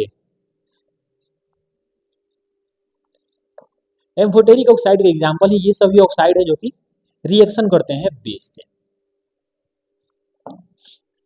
इसके बाद देखिए, अब एक अगर हम एग्जाम्पल ले लेते हैं जिंक ऑक्साइड का, तो ये एसिड से जब रिएक्शन करता है तो उस टाइम पे ये जिंक क्लोराइड यानी कि साल्ट बनाता है और यहाँ से वाटर प्रोड्यूस करता है। ऑक्साइड वही है जिंक ऑक्साइड, और जब यहाँ बेस से रिएक्शन करता है बेस से, इस कंडीशन में भी साल्ट बनाता है और यहाँ से वाटर प्रोड्यूस करता है। तो यहाँ हम देख रहे हैं एसिड है, तो एसिड जब बेस के साथ रिएक्शन करता है तब साल्ट वाटर बनाता है, और बेस जो होता है वो एसिड से रिएक्शन करता है तब साल्ट एंड वाटर बनाता है। तो यहाँ हम देख रहे हैं ये जिंक ऑक्साइड यहाँ पे बेस के जैसा बिहेव कर रहा है और यहाँ पे एसिड के जैसा बिहेव कर रहा है। इसीलिए इनको कहा जाता है एम्फोटेरिक ऑक्साइड। और ये एम्फोटेरिक ऑक्साइड जो होते हैं वो एसिड और बेस दोनों से रिएक्शन करते हैं। जब एसिड से रिएक्शन करेगा तो वहां पे ये बेस के जैसा बिहेव करेगा, और जब बेस से रिएक्शन करेगा तो वहां पे एसिड के जैसा बिहेव करेगा। और ये टोटल होते हैं एम्फोटेरिक ऑक्साइड जो कि एसिड और बेस दोनों से रिएक्शन करते हैं। इसमें दो ये सबसे ज्यादा इंपॉर्टेंट है जो आपको पढ़ना है। नेक्स्ट है इनके यूजेस क्या क्या है। तो सोडियम हाइड्रोक्साइड सबसे पहला ये बेस है सोडियम हाइड्रोक्साइड। इसका यूज होता है सोप मेकर साबुन बनाने में। इसके अलावा ड्रेन क्लीनर में, ये ड्रेनेज जो होता है इसको क्लीन करने में। पेपर मैन्युफैक्चरिंग में भी यूज होता है सोडियम हाइड्रोक्साइड का। इसके बाद है कैल्शियम हाइड्रोक्साइड, इसका होता है बिल्डिंग मोर्टार्स बनाने में। इसके अलावा सोयल की एसिडिटी को कम करने में। वाटर ट्रीटमेंट में, वाटर जो होता है वो फिल्ट्रेशन के टाइम पे वाटर में जो बैक्टीरिया वगैरह है उनको मारने के टाइम पे इसका यूज किया जाता है। अमोनियम हाइड्रोक्साइड, इसे क्लीनिंग के लिए यूज किया जाता है, हाउस होल्ड क्लीनिंग में। टेक्सटाइल इंडस्ट्री, कपड़ा जो होता है उसके डाई में, मतलब उसके कलर में इसका यूज किया जाता है, कलरिंग में। फर्टिलाइजर इंग्रेडिएंट, फर्टिलाइजर यानी कि खाद बनाने में यूज होता है। इसके बाद है पोटेशियम हाइड्रोक्साइड। पोटेशियम हाइड्रोक्साइड ये लिक्विड सोप बनाने में यूज होता है। एल्कलाइन जो बैटरीज होती हैं उनमें यूज किया जाता है। और बायोडीजल प्रोडक्शन में, बायोडीजल कहने का मतलब क्या है, जो ये अभी बायोफ्यूल आ रहा है उसके प्रोडक्शन में इसका यूज किया जाता है। मैग्नीशियम हाइड्रोक्साइड जो होता है इसमें मिल्क ऑफ मैग्नीशिया जो है उसका यूज होता है एंटासिड के रूप में। लेक्जेटिव बनाने में, लेक्जेटिव मतलब कहे ना कि ये इंटेस्टाइन के प्रॉपर वर्क करने के लिए जो मेडिसिन दी जाती है जैसे कॉन्स्टिपेशन वगैरह को कम करने के लिए, उसमें इसका यूज किया जाता है। और फ्यूल गैस ट्रीटमेंट में। नेक्स्ट है एल्युमिनियम हाइड्रोक्साइड, इसका यूज किया जाता है एंटासिड बनाने में, इसका भी। वाटर प्यूरिफिकेशन में इसका यूज किया जाता है, और फ्लेम रिटार्डेशन में, मतलब फायर प्रूफ मटेरियल बनाने में इसका यूज किया जाता है। सोडियम बाइकार्बोनेट, इसका यूज होता है बेकिंग सोडा बनाने में। इसके अलावा क्लीनिंग डिओडराइजिंग यानी कि जो क्लीनिंग मटेरियल बनाया जाता है, साफ सफाई वाले मटेरियल्स, उनसे यूज किया जाता है ताकि जो स्मेल हटाने वाले मटेरियल्स होते हैं। इसके बाद फायर एक्सटिंग्विशर में इसमें यूज किया जाता है, फायर आग बुझाने वाला जो होता है अग्निशामन कहा जाता है इसको।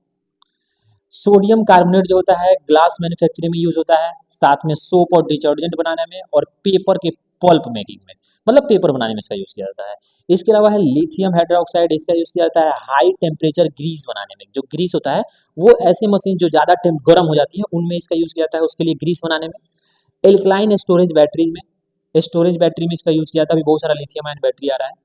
इसके बाद एयर प्यूरिफिकेशन में इसका यूज किया जाता है सबमरीन्स में। सबमरीन में जो एयर जो ब्रीथिंग वगैरह में प्रोड्यूस होता है तो उसमें एयर को प्यूरिफाई करने के लिए यूज होता है लिथियम हाइड्रोक्साइड। तो ये हो गया कंप्लीट बेस के बारे में, बेस की फिजिकल प्रॉपर्टी, केमिकल प्रॉपर्टी, उनकी यूजेस, एम्फोटेरिक ऑक्साइड्स। और इसके बाद हम लोग शुरू कर रहे हैं अब साल्ट्स। देखिए ये साल्ट क्या होता है, तो शुरू करते हैं हम। सबसे पहले इंट्रोडक्शन क्या है देखिएगा। A salt is an ionic compound produced when the hydrogen ion of an acid is replaced by a metal ion और द अमोनियम आयन। मतलब कहने का है कि जो एसिड में जो हाइड्रोजन आयन होता है वो किसी मेटल से या फिर अमोनियम से अगर रिप्लेस किया जाता है तो उस कंडीशन में बनता है साल्ट। आप यहाँ देखिए ये हाइड्रोक्लोरिक एसिड है और इस हाइड्रोक्लोरिक एसिड में ये हाइड्रोजन आयन और यहाँ पे ये है बेस, इसमें ये सोडियम मेटल। तो यहाँ देख रहे हैं ये हाइड्रोजन आयन जो है ये सोडियम मेटल उसको रिप्लेस कर दिया है, तो ये बनेगा साल्ट। साल्ट क्या होता है, जब कोई मेटल एसिड में से हाइड्रोजन आयन को रिप्लेस कर दे तो वहां पे बनता है साल्ट। या फिर ये कहें जब एसिड और बेस रिएक्शन करता है तो वहां पे भी साल्ट बनता है। तो ये हो गया साल्ट का डेफिनेशन। और जब न्यूट्रलाइजेशन रिएक्शन होती है उस कंडीशन में भी साल्ट बनता है, तो इसी को न्यूट्रलाइजेशन रिएक्शन भी कहा जाता है। इसके बाद देखिए केमिकल रिएक्शन प्रोड्यूसिंग साल्ट्स, कौन कौन से रिएक्शन होते हैं जिनमें साल्ट प्रोड्यूस होता है। तो एसिड अगर किसी मेटल से रिएक्शन करता है, एसिड और मेटल जब रिएक्शन करते हैं तो यहाँ पे साल्ट बनता है और हाइड्रोजन गैस निकलती है, तो इसमें एक साल्ट बन रहा है। एसिड जो है वो मेटल के ऑक्साइड से जब रिएक्शन करेगा उस कंडीशन में भी यहाँ पे साल्ट बनेगी। एसिड जो है वो कार्बोनेट या बाई कार्बोनेट से रिएक्शन करता है तो उस कंडीशन में भी यहाँ पे साल्ट बनता है। तो ये 3 टाइप के रिएक्शंस है, एसिड का मेटल से, एसिड का ऑक्साइड से और एसिड का कार्बोनेट और बाई कार्बोनेट से, जहां पे साल्ट प्रोड्यूस होता है। इसके बाद देखिए family of salt. Salts having the same positive और negative radicals are said to belong to a family. मतलब एक साल्ट में जैसे ये साल्ट ये इन तीनों में देख रहे हैं, ये सोडियम, यहाँ भी सोडियम, यहाँ भी सोडियम, ये तीनों में कॉमन है, तो इसे हम कहेंगे तीनों एक फैमिली का है। इसमें पॉजिटिव आयन या नेगेटिव आयन कोई भी हो अगर सेम मिल रहा है तो सबको हम कहेंगे कि वो सेम फैमिली का है। इसमें पॉजिटिव आयन कौन सा, ये जो मेटल्स होते हैं ये सभी पॉजिटिव आयन बनाते हैं और साथ में जो नॉन मेटल होता है वो निगेटिव आयन बनाता है। तो इसमें पॉजिटिव आयन सब में कॉमन हो या फिर निगेटिव आयन कॉमन हो, अगर कोई भी कॉमन है सब में तो वो सभी को हम कहेंगे वो एक फैमिली के हैं। जैसे इसमें पोटेशियम पोटेशियम पोटेशियम, तो ये सभी एक फैमिली के हो गया। यहाँ पे देखिए कैल्शियम कैल्शियम कैल्शियम, तो ये एक फैमिली के हैं। ठीक है, तो ये इसके एग्जाम्पल्स हैं फैमिली ऑफ साल्ट के। नेक्स्ट है पीएच ऑफ साल्ट सॉल्यूशन। अब साल्ट सॉल्यूशन का पीएच क्या होता है, अब देखिएगा पहले साल्ट जो होते हैं वो 3 टाइप के होते हैं, एक न्यूट्रल साल्ट, एसिडिक साल्ट और बेसिक साल्ट। ये बनता कब है, जब स्ट्रॉन्ग एसिड और स्ट्रॉन्ग बेस रिएक्शन करेंगे तो यहाँ पे न्यूट्रल साल्ट बनेगा। जब स्ट्रॉन्ग एसिड और वीक बेस रिएक्शन करेंगे तो यहाँ पे एसिडिक साल्ट बनेगा। और जब वीक एसिड और स्ट्रॉन्ग बेस रिएक्शन करेंगे तो यहाँ पे बेसिक साल्ट बनेगा। इसमें ध्यान आपको ये देना, जो स्ट्रॉन्ग होगा ना उसी टाइप का साल्ट बनता है। यहाँ पे स्ट्रॉन्ग बेस है तो बेसिक साल्ट बनेगा। अब ये जो न्यूट्रल साल्ट होगा उसका पीएच वैल्यू 7 होगा, जो एसिडिक होगा उसका 7 से कम होगा और जो बेसिक होगा उसका 7 से ज्यादा होगा। ये होते हैं 3 टाइप के साल्ट और ये अलग अलग टाइप के रिएक्शन से बनते हैं। इनका पीएच क्या हो गया, न्यूट्रल जो होगा उसका 7, जो एसिडिक होगा 7 से कम और जो बेसिक होगा 7 से ज्यादा। कॉमन साल्ट देखिए, ये कॉमन साल्ट क्या है, जो हमारे घरों में यूज होता है खाना बनाने में, इसे कॉमन साल्ट कहा जाता है। Mainly obtain from sea water by evaporation in large pans. ये सी वाटर के इवेपोरेशन से मिलता है। सी वाटर में बहुत सारा साल्ट पहले से डिजोल्व है, उसको क्या किया जाता है, समुद्र का पानी जो होता है उसको अलग करके और उसको वैसे छोड़ दिया जाता है तो वो वेपराइज होकर वाटर उड़ जाता है और वहां पे साल्ट बच जाती है। इसके अलावा रॉक फॉर्म में भी होता है, तो इसे माइनिंग में निकाला जाता है। जैसे कोल वगैरह होता है, कोयला का माइनिंग होता है, वैसे ही इसको जमीन में से खुदाई करके निकाला जाता है। इसका यूज क्या है, इसेंशियल इंग्रेडिएंट इन फूड। फूड में इसेंशियल इंग्रेडिएंट है, इसके लिए ये समझाना नहीं पड़ेगा हमारे लिए कितना ज्यादा इंपॉर्टेंट है फूड के लिए। खाने में इसका यूज होता है। Use for melting ice on road, ऐसे जगहों पे जहाँ पे हमेशा बर्फ गिरती रहती है, तो सड़कों पे अगर बर्फ जम जाए तो वहां पे इसका यूज किया जाता है आइस को मेल्ट करने के लिए, बर्फों को पिघलाने के लिए। Raw material for various chemicals, बहुत सारे केमिकल्स इसका यूज करके बनाए जाते हैं। देखिए कॉमन साल्ट होता है ये सोडियम क्लोराइड, इससे ये कॉस्टिक सोडा जो होता है इसी से बनता है। ब्लीचिंग पाउडर जो होता है वो भी कॉमन साल्ट से ही बनता है। बेकिंग सोडा जो होता है ये भी कॉमन साल्ट से ही बनता है।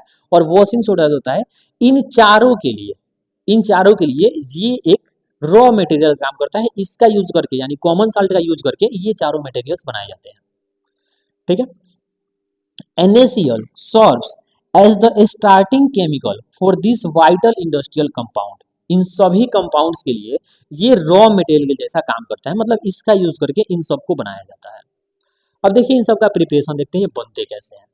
तो उसके लिए पहले हम देखेंगे सोडियम हाइड्रोक्साइड कैसे प्रिपेयर होता है। देखिए, इसे क्लोर एल्कली प्रोसेस कहा जाता है। इसमें होता क्या है, prepared by electrolysis of concentrated aqueous solution of NaCl, इसे ब्रीन कहा जाता है, NaCl के कॉन्सेंट्रेटेड सॉल्यूशन को। इसमें क्या होता है, देखिए ये एक बीकर ले लिया और इस बीकर में हम एक्वस सॉल्यूशन लेते हैं सोडियम क्लोराइड का, मतलब ये घोल लेते हैं।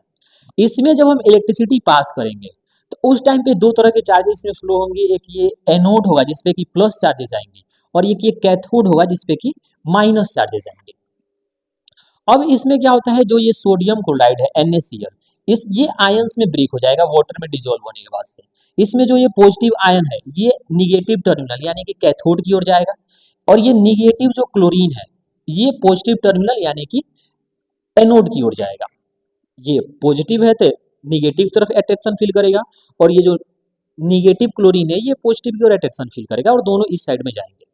लेकिन इसमें होता क्या है कि जो ये सोडियम है ये यहाँ आएगा और यहाँ से ये वाटर के साथ में रिएक्शन करके सोडियम हाइड्रोक्साइड बना लेगा, क्योंकि ये बहुत ज्यादा रिएक्टिव मेटल होता है। सोडियम जो होता है बहुत ज्यादा रिएक्टिव मेटल होता है, इसलिए सोडियम जो है वाटर के साथ में रिएक्शन करेगा और सोडियम हाइड्रोक्साइड बना देगा। तो इस कंप्लीट प्रोसेस से हमको मिलता क्या है, सोडियम क्लोराइड जब वाटर के साथ मिक्स करेंगे और इसका इलेक्ट्रोलाइसिस करेंगे तो यहाँ से मिलता है सोडियम हाइड्रोक्साइड, क्लोरीन गैस अलग होती है और हाइड्रोजन गैस प्रोड्यूस होता है। हाइड्रोजन गैस यहाँ प्रोड्यूस होने का दो रीजन है, ठीक है। एक तो वाटर डिसोसिएट होता है, वहां से अलग हो सकता है, और दूसरा होता है ना, ये सोडियम के साथ में जब रिएक्शन करेगा वाटर तो यहाँ से भी हाइड्रोजन गैस प्रोड्यूस होता है। सोडियम जो है वाटर के साथ में जब रिएक्शन करता है तो वहां से भी हाइड्रोजन गैस प्रोड्यूस हो सकता है। ओवरऑल आपको इसमें इतना याद रखना है कि जब ये एक्वस सॉल्यूशन हम लेंगे, वाटर का मतलब क्या है, इसको हम डिसॉल्व किए हैं वाटर में और इससे इलेक्ट्रिसिटी अगर हम पास करते हैं तो यहाँ से बनेगा सोडियम हाइड्रोक्साइड, क्लोरीन गैस निकलेगी और हाइड्रोजन गैस। यूज कहाँ कहाँ होता है, तो इसका डीग्रीजिंग मेटल्स, मेटल जो होता है उसके ऊपर से ग्रीस हटाने में यूज होता है। सोप एंड डिटर्जेंट मेकिंग, साबुन और सरफ बनाने में इसका यूज होता है। पेपर मैन्युफैक्चरिंग में, पेपर बनाने में। मेकिंग आर्टिफिशियल फाइबर्स, रेयोन जो होता है आर्टिफिशियल फाइबर है, इसे बनाने में इसका यूज होता है। तो ये सोडियम हाइड्रोक्साइड हो गया। इसके बाद देखिए अगला है ब्लीचिंग पाउडर। इसका प्रिपरेशन कैसे होता है, देखिए produced by the action of chlorine gas on dry salt slaked lime calcium hydroxide. ये देखिए कैल्शियम हाइड्रोक्साइड पे जब ये क्लोरीन गैस रिलीज किया जाता है तो यहाँ से कैल्शियम ऑक्सीक्लोराइड बनता है, इसी को कहा जाता है ब्लीचिंग पाउडर, और यहाँ से वाटर अलग होता है। जब स्लेक्ट लाइम पे क्लोरीन गैस पास किया जाएगा उससे तो वहां पे बनता है ये कैल्शियम ऑक्सीक्लोराइड और इसी को कहा जाता है ब्लीचिंग पाउडर, और यहाँ से अलग होगा वाटर। इसका यूजेज क्या क्या है, bleaching cotton and linen in textile industry. Textile industry में जो कॉटन होता है और लिनेन होते हैं इसको ब्लीच करने में यानी इसके कलर को हटाने में, इसको व्हाइट करने में यूज होता है। डिसइंफेक्टिंग ड्रिंकिंग वाटर को डिसइंफेक्ट करने में, मतलब उसमें बैक्टीरिया वगैरह मारने में यूज होता है। Oxidising agent in many industries, बहुत सारे इंडस्ट्री में इसका यूज ऑक्सीडाइजिंग एजेंट के रूप में होता है, क्योंकि ये एक ऑक्सीडाइजिंग एजेंट भी होता है। नेक्स्ट है बेकिंग सोडा। बेकिंग सोडा देखिए होता है सॉल्वे प्रोसेस से। सॉल्वे प्रोसेस क्या है, इसमें सोडियम क्लोराइड, वाटर और कार्बन डाइऑक्साइड साथ में अमोनिया, मतलब ये सोडियम क्लोराइड साल्ट का एक्वस सॉल्यूशन रहेगा, उसमें कार्बन डाइऑक्साइड गैस और अमोनिया गैस, इस सबको मिक्स करके और जब इसको हीट करेंगे तो यहाँ से बनता है अमोनियम क्लोराइड और सोडियम बाइकार्बोनेट या सोडियम हाइड्रोजन कार्बोनेट। जब इन चारों को एक साथ मिक्स करके हीट किया जाता है तो इस प्रोसेस में ये बनता है, ठीक है। तो इसमें जो सोडियम बाइकार्बोनेट है ना, यही है बेकिंग सोडा, ठीक है।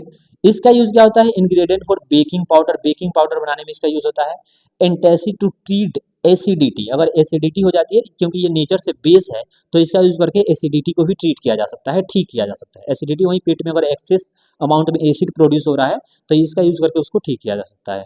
Soda acid fire extinguisher, fire extinguisher में भी इसका यूज होता है, अग्निशमन में इसका यूज होता है। आगे देखिए, आगे है वॉशिंग सोडा। वॉशिंग सोडा सबसे पहले इसका प्रिपरेशन देखिए, जो ये प्रोसेस है सॉल्वे प्रोसेस, तो यहाँ से हमको मिलता है सोडियम बाइकार्बोनेट। इस सोडियम बाइकार्बोनेट को जब हीट किया जाता है सोडियम बाइकार्बोनेट को, जब हीट किया जाता है तो यहाँ से प्रोड्यूस होता है sodium carbonate, carbon dioxide gas और वाटर। प्रोसेस वही वाला है, वही चारों मटेरियल है, उनको हीट करेंगे तो ये हमको मिलेगा। और इसको जब हीट करेंगे तो यहाँ से sodium carbonate, carbon dioxide gas और वाटर प्रोड्यूस होगा। फिर इसके बाद ये जो सोडियम कार्बोनेट है इसको वाटर के साथ में जब ऐड करेंगे तो यहाँ से बनेगा सोडियम कार्बोनेट डेकाहाइड्रेट, और यही होता है वॉशिंग सोडा। इसे सोडियम कार्बोनेट डेकाहाइड्रेट, डेका मतलब ये 10, हाइड्रेट ये वाटर, और इसे कहा जाता है वाटर ऑफ क्रिस्टलाइजेशन। आगे अभी बताएंगे इसको ये क्या होता है। तो ये हो गया method of preparation of washing soda. Washing soda कैसे बनाया जाता है। अब इसके बाद देखिए यूज क्या है इसका, used in glass soap and paper industry. इसका यूज होता है ग्लास बनाने में, सोप बनाने यानी साबुन बनाने में, और पेपर इंडस्ट्री में पेपर बनाने में। Use for the manufacture of sodium compounds like borax, borax बनाने में भी इसका यूज होता है। Used as a cleaning agent for domestic purpose, घर में इसका क्लीनिंग के लिए, साफ सफाई के लिए यूज किया था। सौरभ इसी का बनता है। Uses of removing permanent hardness of water, water की हार्डनेस को रिमूव करने में इसका यूज होता है। ये हार्डनेस वाटर का क्या होता है ना, वाटर दो तरह का होता है, एक डिस्टिल वाटर। हार्ड वाटर क्या होता है, जब वाटर में एक्सेस अमाउंट में मिनरल्स होते हैं ना उसको हार्ड वाटर कहा जाता है। तो उस वाटर को, हार्डनेस को, वाटर को सॉफ्ट करने के लिए यानी उस जो एक्सेस मेटल है उसको हटाने के लिए ये वॉशिंग सोडा का यूज किया जाता है। तो इसे हम कहते हैं कि इससे वाटर को हम, वाटर के हार्डनेस को कम कर सकते हैं।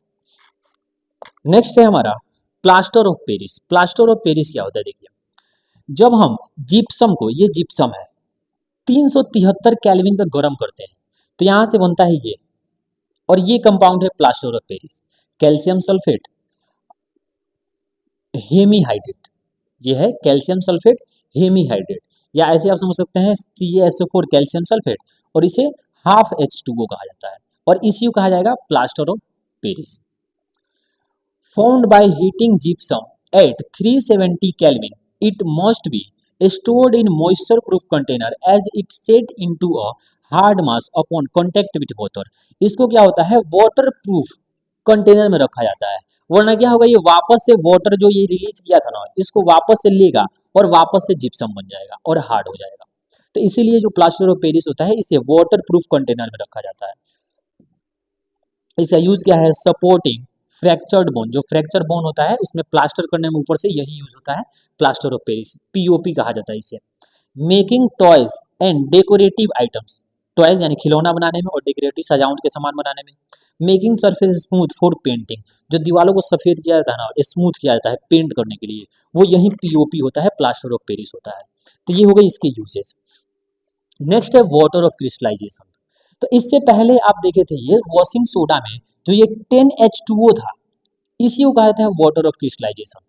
मतलब किसी भी साल्ट में, डेफिनेशन देखिए, it is a fixed number of water molecules chemically attached to each formula unit of a salt in its crystalline form. जो वाटर होता है साल्ट के फॉर्मूला के साथ में क्रिस्टलाइन फॉर्म में अटैच रहता है, इसी को कहा जाता है वाटर ऑफ क्रिस्टलाइजेशन। तो कॉपर के साथ में ये 5H2O होता है, कॉपर सल्फेट के साथ में, जिप्सम के साथ में ये 2H2O। नेक्स्ट देखिए, ये कॉमन हाइड्रेटेड साल्ट, मतलब ये वही हो गया जो वॉशिंग सोडा है 10H2O इसके साथ में होता है, जिप्सम जो होता है इसके साथ में 2H2O होता है, और जो ये कॉपर सल्फेट होता है इसके साथ में 5H2O होता है। और इन सबको हाइड्रेटेड साल्ट कहा जाता है। हाइड्रेटेड जो टर्म होता है केमिस्ट्री में तभी यूज होता है वाटर से रिलेट करने के लिए। तो इन सब के साथ में वाटर के मॉलिक्यूल्स अटैच रहते हैं। ये आगे देखिए, अगर ये हम एग्जांपल ले लें कॉपर सल्फेट का, तो copper sulphate into 5H2O, pentahydrate इसको कह सकते हैं। इसको अगर हम हीट देंगे तो इसके जो ये वाटर है ये यहाँ से निकल जाएगा और ये केवल कॉपर सल्फेट बचेगा जो कि व्हाइट कलर का हो जाएगा। और कुछ टाइम के बाद से अगर इसको हम छोड़ दें तो ये एटमॉस्फेयर से वाटर के एब्जॉर्ब करके वापस से ऐसे बन जाएगा। मतलब ये जो वाटर यहाँ से रिलीज हुआ था ये वापस से ये कंबाइन कर लेगा अपने साथ में। आगे देखिए, डिहाइड्रेशन क्या होता है, मतलब यही प्रोसेस जब हम इसको हीट करते हैं तो इससे वाटर जो होता है बाहर निकल जाता है, इसी प्रोसेस कहा जाता है dehydration. On heating hydrated salt lose their water of crystallisation and become anhydrous. जब इसको हीट किया जाता है तो इसमें वाटर ऑफ क्रिस्टलाइजेशन जो है उसको वो लूज कर देता है, रिलीज कर देता है यहाँ से, और खुद एनहाइड्रस बन जाता है। इसके बाद देखिए, और इसका कलर जो होता है, blue copper sulphate crystals turn white when heated as the water molecules are driven out. जब वाटर मॉलिक्यूल्स यहाँ से निकल जाते हैं हीट करने पर तो ये व्हाइट कलर का हो जाता है। अब इससे ये पता चलता है जो इसका ब्लू कलर है ना, वो किसके वजह से, ये वाटर के मॉलिक्यूल की वजह से। अगर ये वाटर के मॉलिक्यूल इससे बाहर निकल जाते हैं तो ये व्हाइट कलर का हो जाएगा। ठीक है, adding water restore the blue colour and crystalline shape. जैसे इसमें वाटर ऐड करेंगे वापस से अपने शेप में आ जाएगा। और ये इस चैप्टर का हमारा लास्ट टॉपिक था। इसके साथ चैप्टर हमारा खत्म होता है। उम्मीद करते हैं आप लोग को ये सारी चीजें समझ में आई होंगी। Thank you.